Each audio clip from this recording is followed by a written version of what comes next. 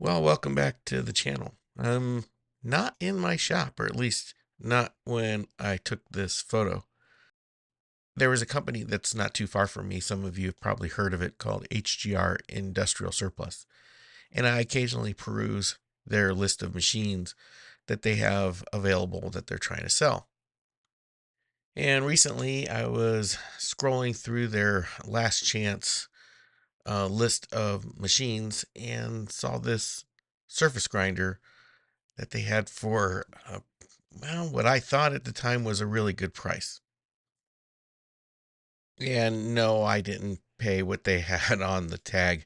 After having something for a few months, they start lowering it and lowering it until when I got there, I was able to walk out of the door with this thing for $100. With the help of a forklift and my son, we got it onto my trailer and we got it home and I got it into the shop.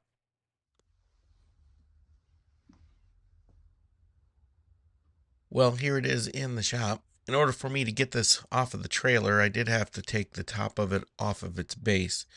I ended up using an engine hoist on the deck of the trailer to lift the top off and then lower it down to the deck, and then again use the engine hoist to lift it from the deck and drop it onto these furniture dollies.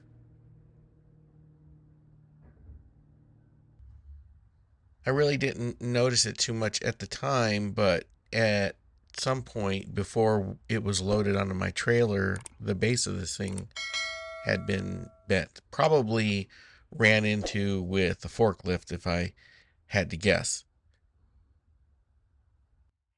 And that made for a very interesting ride home because since we had this thing strapped down, it was essentially putting force on these bends that were already in the base. And we noticed at one point that it looked like it might actually fall over. So we had to stop on the side of the road and restrap it.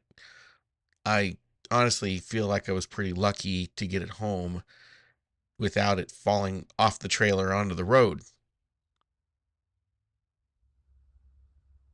Now, one of the things why I thought this wasn't too bad of a price was it came with this mag chuck. Rather than being mechanical, it uses a power supply. And all I need to do is turn it on and then turn on the DC power, and that engages the mag chuck.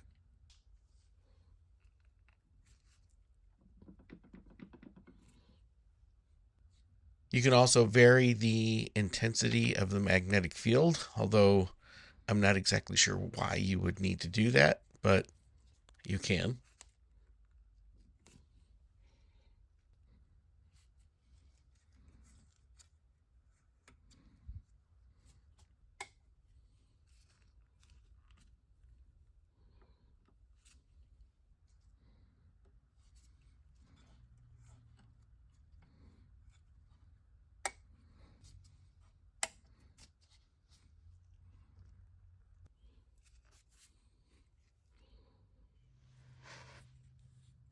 Now, this is a model MG612, which means it's a 6 by 12 surface grinder. And based on the serial number, it was manufactured in 1969.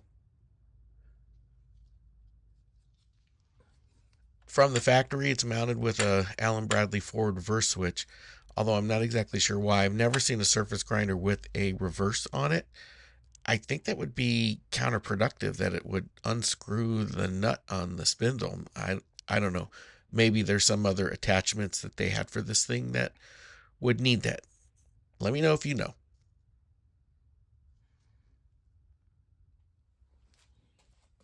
Unfortunately, HGR does not give you any way to power these machines to see whether or not they even work. So the most I was able to do was run, the saddle screw, run the table back and forth, and also run the Z-axis up and down.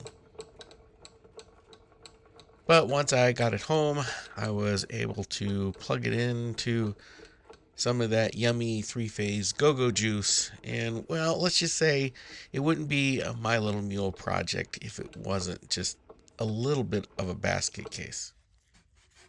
Oh, and it is missing the front of the wheel guard, so I'm going to have to fabricate that.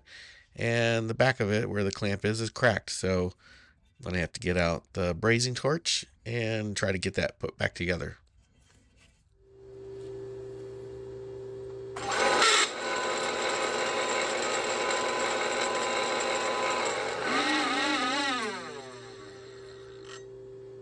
Holy Jesus. What is that? What the is that? What is that, Private Pile? I don't think I have ever, anywhere, on anything, ever heard bearings that bad. So maybe that $100 wasn't such a great deal after all. Honestly, I still think it might be. If I can't salvage the motor, at least I've got a mag chuck, and then the search will go on. We'll see. We'll see what happens with this thing. I'm going to give it a try, see if I can't address these other issues as well.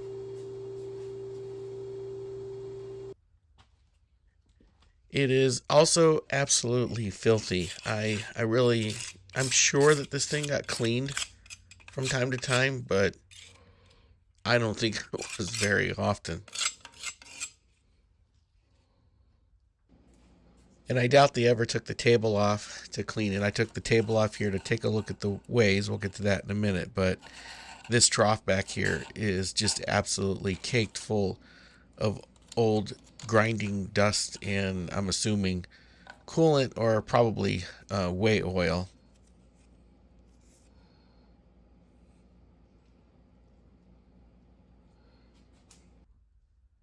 I'm going to have to remake or do something with this elevating screw. As you can see here, this is what the Acme screw threads should look like, and this is what they look like in the working zone, I guess you would say, for the grinder. Yeah, this thing's had a bit of a tough life. Yeah, there might be 50% of the thread left there, so yeah, it should be a fun project, whether I graft on a new piece of Acme screw or end up making a screw. We'll see. Probably going to graft on a piece or just replace it entirely.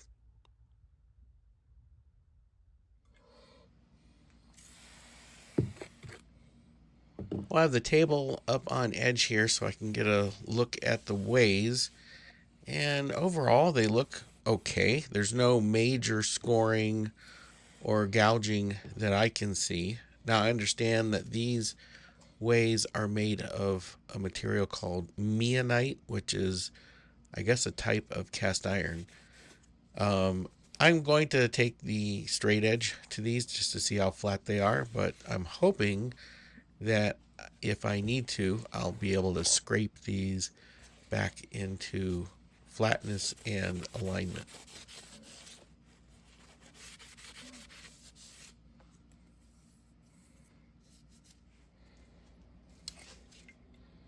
And as I would expect, I'm seeing about the same condition of the ways on the saddle. They look to be in pretty decent shape. You have to check them with the straight edge. I'll blue up the straight edge and see what these look like. But I'm kind of hoping I need to scrape them back into flatness because I think it would be a fun scraping project. Hopefully this meonite is not too hard that it can be scraped. Well, and that's the introduction to the newest machine for the shop.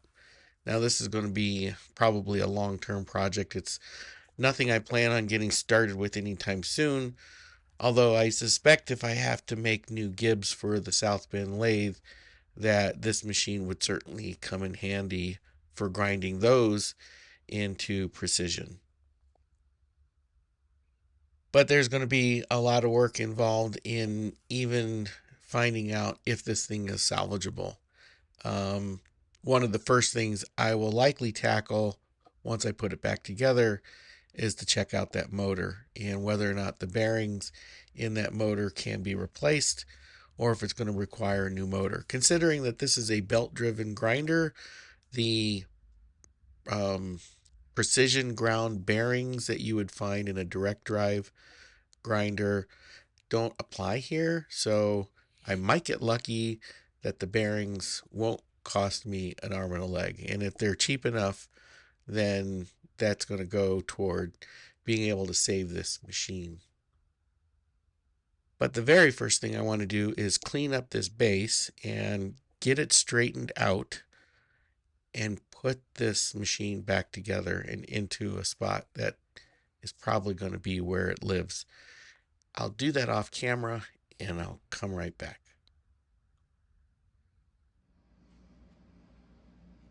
Well, that might have only been a couple of seconds for you, but it was about a week and a half for me. I had some other stuff come up. I ended up taking some time off of work and I spent an afternoon cleaning up the base and getting the grinder bolted back down on top of it.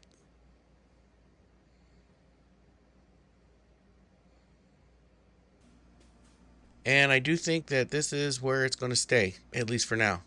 Well, that's it for this video. Look for other videos on the surface grinder in the future. If you like to give it a thumbs up. If you're not a subscriber, consider subscribing. And if you are a subscriber or a Patreon or you've donated to the channel in some way, a big extra thank you to you.